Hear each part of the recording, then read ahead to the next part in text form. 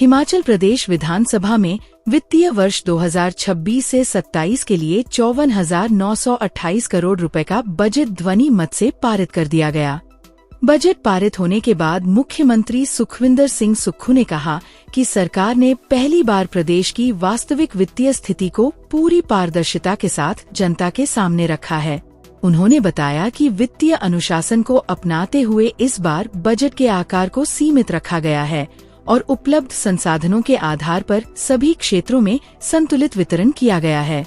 केंद्र से मिलने वाली राजस्व घाटा अनुदान (RDG) में कमी के चलते राज्य को अपनी आर्थिक रणनीति में बदलाव करना पड़ा है। मुख्यमंत्री ने कहा कि नीतिगत सुधारों के माध्यम से प्रदेश को आत्मनिर्भर बनाने की दिशा में कार्य किया जा रहा है और आम आदमी व मिडिल क्लास पर कोई अतिरिक्त बोझ नहीं डाला जाएगा। उन्होंने दावा किया कि पिछले 3 वर्षों में लिए गए फैसलों से वित्तीय व्यवस्था मजबूत हुई है और भ्रष्टाचार पर नियंत्रण लगा है। सीएम ने कहा कि वित्त विभाग की बैठकों का दौर शुरू हो रहा है और जल्द ही संसाधन बढ़ाने के नए रास्ते तलाशे जाएंगे। साथ ही भ्रष्टाचार के चोर दरवाजों को बंद किया जाएगा। उन्होंने स्पष्ट किया कि भविष्य में पूंजीगत व्यय कैपिटल एक्सपेंडिचर बढ़ाया जाएगा, जबकि वेतन और पेंशन जैसे राजस्व व्यय में संतुलन बनाए रखने का प्रयास जारी रहेगा। कर्ज को लेकर उन्होंने कहा कि ये एक निरंतर प्रक्रिया है और राज्य की GSDP के आधार पर ही कर्ज लेने की सीमा तय होती है। केंद्र से मिलने वाले ब्याज मुक्त ऋण के लिए जरूरी सुधार भी किए जाएंगे ताकि बिना जनता पर अतिरिक्त बोझ डाले संसाधन जुटाए जा सकें। एंट्री टैक्स विवाद पर मुख्यमंत्री ने स्पष्ट किया कि ये कोई नया टैक्स नहीं है, बल्कि पहले से लागू व्यवस्था है। छोटी गाड़ियों पर कोई अतिरिक्त बोझ नहीं डाला गया है, जबकि बड़ी गाड़ियों के टैक्स में तर्कसंगत संशोधन पर विचार किया जाएगा। पेंशनरों के मुद्दे पर उन्होंने भरोसा दिलाया कि सरकार उनके सम्मान और हितों के प्रति प्रतिबद्ध है और बजट की सीमाओं के भीतर रहते हुए पेंशन का भुगतान सुनिश्चित किया जाएगा। पहली बार हमने जनता के सामने प्रदेश की जो वर्तमान वित्तीय स्थिति है, उस वित्तीय स्थिति का विवरण इतिहास में पहली बार हमने बजट को कम करके दिया। हमारी RDG कटी। RDG कटने के बाद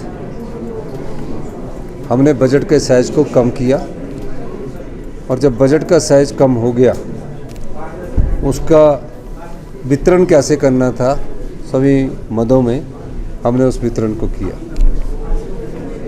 54,928 करोड़ का बजट था और पिछली बार 58,000 के करीब लगभग बजट था। RDG आर्टिकल 275(1) के तहत हिमाचल के लोगों का अधिकार था, वो हमें नहीं मिला। लेकिन मेरा ये मानना है कि भविष्य में प्रदेश में हम नीतिगत बदलाव लाएंगे। आम आदमी पर कोई बोझ नहीं पड़ेगा, मिडिल क्लास पर कोई बोझ नहीं पड़ेगा। और मैं कह सकता हूँ जो हमने नीतिगत बदलाव पिछले 3 वर्षों में किया है, उस नीतिगत बदलाव से प्रदेश आत्मनिर्भरता की ओर बढ़ रहा है। हमने फैसले किए हैं, जहाँ से पैसा जनता का लुटा दिया जाता था उस पैसे को हमने रोका है। और मेरा ये मानना है कि धीरे धीरे जिनकी भी सैलरी डेफर हुई है, मैं उन सभी वर्गों को ये आश्वासन देना चाहता हूँ, थोड़ा समय दीजिए। कल से मेरी फाइनेंस की पूरी मीटिंगें शुरू हो रही है। अगले 4-5 दिन में जो हमारे फाइनेंस के जो रास्ते हैं जो खुलने वाले, उनको खोला जाएगा और जहाँ से भ्रष्टाचार के दरवाजे, चोर दरवाजे, उनको बंद किया जाएगा और प्रदेश को आत्मनिर्भर बनाया जाएगा। और हम इस परिस्थिति से भी पार पा लेंगे, इसमें कोई दो राय नहीं है। और आप ये याद रखना कि अगले कुछ महीनों में प्रदेश बहुत तेज़ी से अपनी गति पकड़ेगा। देखिए, प्रदेश ने अपने स्तर पर कार्य करना शुरू कर दिया है।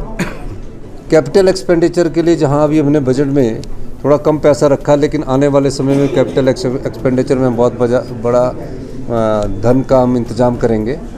रेवेन्यू एक्सपेंडिचर हमारा थोड़ा सा, क्योंकि रेवेन्यू एक्सपेंडिचर में हमारी पे, पेंशन्स वगैरह और खर्चे आते हैं, उसमें थोड़ी सी कमी है। तो हम उस सब चीज़ों को देख रहे हैं। और मुझे खुशी इस बात की है कि 2024-25 में जब हमें 6200 करोड़ रुपया आरडीजी मिली और 2025-26 में 6200 से घटकर हमारी आरडीजी 3200 करोड़ रुपया रहेगी। जब हमें 6200 करोड़ रुपया मिली थी तो उसमें पे पेंशन 8-7 दिन के लिए बंद हुआ था 24-25 में, आपको याद होगा। और आपने ये देखा होगा कि 25-26 में 3000 कम आरडीजी आने के बाद भी हमारा जो फाइनेंशियल है वो बिल्कुल ठीक ढंग से चला। फाइनेंशियल डिसिप्लिन, फिस्कल प्रूडेंस से हम आगे बढ़े। अब हमारे पास कोई आरडीजी नहीं है, यानी कि जब हमारी सरकार आई थी तो प्रथम वर्ष हमको 8200 करोड़ रुपया आरडीजी मिली थी के लगभग 6200 करोड़ रुपया का आरडीजी मिली थी और 3200 करोड़ मिला था। अब आरडीजी नहीं मिलने के बाद एक सबक हिमाचल प्रदेश की जनता को भी लेना है कि हमें अपने पाँव पर खड़ा होना पड़ेगा, हमें आत्मनिर्भर बनना पड़ेगा और जो हमारी संपदा है उस संपदा पर अपने अधिकार की लड़ाई केंद्र सरकार से लड़नी होगी। मैं हिमाचल की जनता को ये आश्वासन देना चाहता हूँ 3-4 महीने में इन सब चीज़ों पर हम पार पालेंगे और हिमाचल प्रदेश आत्मनिर्भरता की तरफ तेज़ी से आगे बढ़ेगा। कर्ज की राशि निश्चित तौर पर हमें और भी कर्ज उठाना पड़ सकता है, लेकिन कर्ज कैसे उठता है इस बात को समझने की ज़रूरत है।